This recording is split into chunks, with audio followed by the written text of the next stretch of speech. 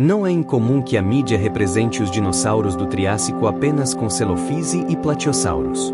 Embora os dinossauros fossem bem menos abundantes e diversos durante o período Triássico do que nos períodos Jurássico e Cretáceo que vieram depois, isso não significa que o Triássico não tenha tido alguns dinossauros bem peculiares. Entre os mais estranhos estava o pequeno carnívoro Demonossauro.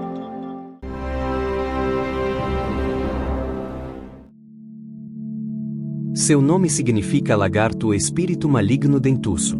Espírito maligno é uma referência ao local onde o único exemplar conhecido de Demonossauro foi encontrado, o famoso Ghost Ranch. Esse é o mesmo local onde quase 1000 esqueletos de Celophise foram descobertos. O único fóssil conhecido de Demonossauro consiste em apenas algumas vértebras cervicais, costelas, mais importante, um crânio cheio de dentes estranhos. Esses dentes, responsáveis por parte do seu nome, são proporcionalmente os maiores já vistos em qualquer dinossauro carnívoro conhecido. Há uma pequena curvatura entre os ossos maxilar e pré-maxilar na mandíbula superior. Os dentes grandes após essa curvatura apontam para frente, o que é espelhado pelos dentes menores na ponta da mandíbula inferior. Apenas outro dinossauro carnívoro, o Masiacassauro, é conhecido por ter tido dentes voltados para frente de forma semelhante.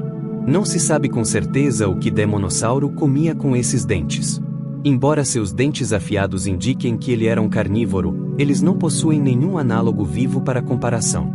Apesar dos dentes serem sua característica mais estranha, na vida real eles talvez não fossem tão chamativos, podendo ter sido cobertos por lábios carnudos. Isso não quer dizer que ele pareceria comum. O resto do crânio de Demonossauro também era típico para um dinossauro carnívoro do Triássico. Enquanto a maioria das espécies predadoras tinha crânios em formato de caixa ou baixos e alongados, o crânio do Demonossauro era arredondado e muito mais curto. Suas órbitas, onde ficavam os olhos, também eram proporcionalmente maiores do que na maioria dos terópodes.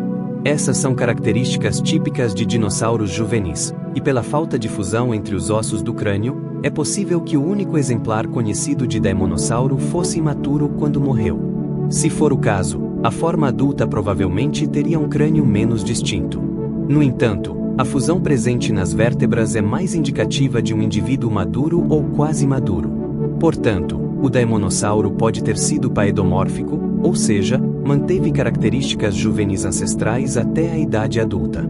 Quando foi descoberto, pensava-se que o Demonossauro fosse um terópode, o ramo da linhagem dos dinossauros que inclui os carnívoros bípedes, assim como aves e algumas espécies herbívoras e onívoras. Especificamente, achava-se que o Demonossauro fazia a ponte entre os mais primitivos Herrerasaurídeos e o mais derivado terópode Tauá, que por sua vez era considerado uma transição para os ainda mais derivados Neoterópodes. Os primeiros membros da Neoteropoda incluem o Celophise e espécies semelhantes, mas esse grupo daria origem a todos os terópodes posteriores no período Jurássico. No entanto, desde sua descoberta, a posição do Demonossauro dentro da linhagem dos dinossauros se tornou muito mais controversa. Descobriu-se que os dinossauros ancestrais tinham uma aparência muito semelhante à dos terópodes, divergindo visualmente apenas mais tarde. Isso tornou a classificação de dinossauros primitivos como o Demonossauro muito difícil. Estudos evolutivos dos primeiros dinossauros colocaram o Demonossauro em várias posições basais dentro da linhagem Dinosauria. Os estudos mais recentes parecem concordar que Demonossauro, Tauá e Schindesaurus eram membros basais do grupo Herrerasauria, o mesmo clado que inclui os mais famosos Herrerasaurídeos, como Herrerasauro e Gnatovorax.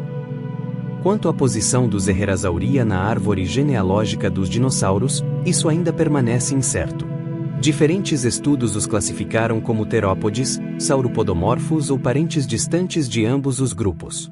Alguns estudos chegaram até a sugerir que os Herrerasaurídeos nem mesmo pertenciam à linhagem verdadeira dos dinossauros, sendo apenas parentes próximos dos dinossauros verdadeiros.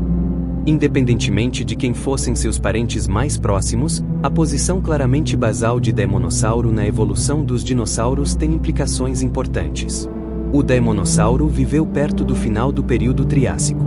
Antes de sua descoberta, os fósseis de dinossauros predadores mais arcaicos estavam ausentes nesse período. Presumia-se que eles já haviam sido completamente substituídos por seus parentes mais derivados, como os Neoterópodes. O Demonossauro mostra que alguns dinossauros basais ainda estavam vivos e bem-sucedidos apenas alguns milhões de anos antes do evento de extinção em massa do final do Triássico, e da ascensão dos dinossauros como os principais répteis terrestres. Isso significa que os dinossauros não chegaram ao Jurássico ilesos, perdendo algumas espécies muito únicas pelo caminho. Se gostou do vídeo, lembre-se de deixar seu like. Considere se inscrever no canal.